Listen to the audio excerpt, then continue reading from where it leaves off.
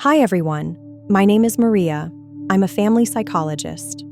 For 8 years now, I've been helping couples find their way back to each other during their darkest times. Today, we have a complex, deep, and very painful topic. Emily's story.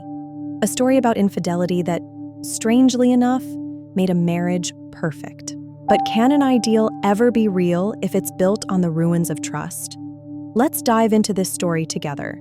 Make sure to watch until the end. Emily is 34, she's successful, kind, and always believed in happily ever after.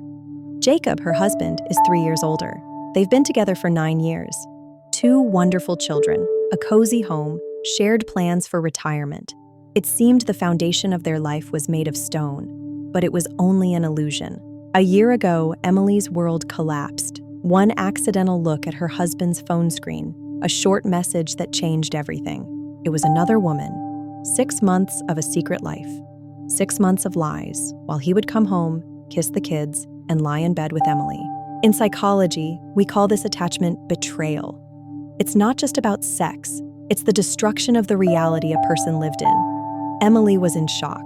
Jacob didn't try to deny it. He didn't look for excuses or blame Emily for a lack of attention. He simply fell to his knees and said, "I'm sorry, I made a terrible mistake." Emily faced a choice: leave and destroy everything for good, or try to save what was left of their family. She chose a second chance, but did she know the price of that chance? And here's where it gets interesting. Jacob really did begin to change. He went to individual therapy, joined couple sessions. He hasn't missed a single appointment in a year. He became the husband Emily had dreamed of for 9 years. Attentive, caring, open. He started helping with chores, playing with the kids, and giving her flowers for no reason.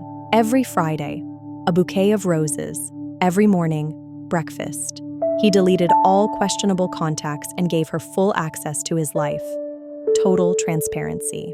Everyone around them is thrilled. Friends whisper, "Look how hard he's trying." Not everyone can change like that. His mother tells Emily, he's finally become a man. But behind this facade of a perfect life lies a shadow that doesn't let Emily breathe. You see, infidelity is not just an act. It's a poison that stays in the blood. Emily doesn't sleep. She lies next to her perfect husband and sees scenes that were never in her life. She imagines that woman. She hears their whispers. She reads those messages over and over. When he hugs her, she thinks, did he hug her the same way? When he says, "I love you," she hears an echo of his words addressed to another. His tenderness now causes pain. This is classic betrayal trauma. Emily's brain is constantly scanning for danger. Even his kindness seems suspicious to her. Is he making up for his guilt? Or is he really like this? She feels ungrateful. He's doing everything. Why can't I just forget? This internal conflict is tearing her apart. She came to me in tears. She asked, "Maria, if he's become perfect, why do I feel worse than the day I found out? Am I the problem?" This is a terrifying question. The victim often begins to blame themselves for their inability to heal as quickly as their partner or society wants. No, let's look deeper. Jacob has done an enormous amount of work. He truly repented. His changes are not a game. This is his way of dealing with his own guilt. He is building a new house on old ashes. But can one expect a tree to grow overnight? And can one force another person to rejoice in this tree if it grows on the grave of their former trust? We come to the most important question. The question of the right to one's feelings and the right to leave. Even if the partner has become a saint, is Emily obligated to stay? Many will say, since he's changed, it means he's earned forgiveness. Others will object, trust is like a vase. You can glue it back together, but the cracks will always be visible.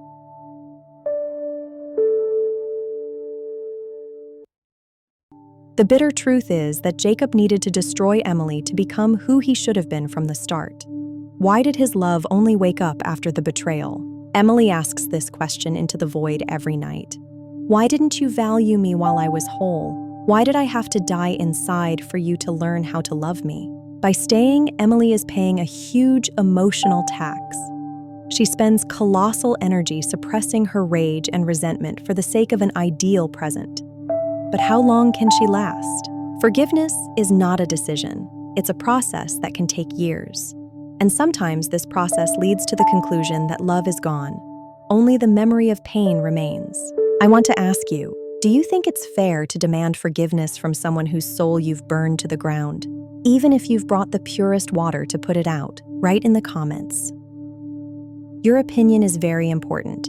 We often judge from the outside, but what is it like to be in Emily's shoes? Or in Jacob's shoes, who is doing everything but sees only coldness?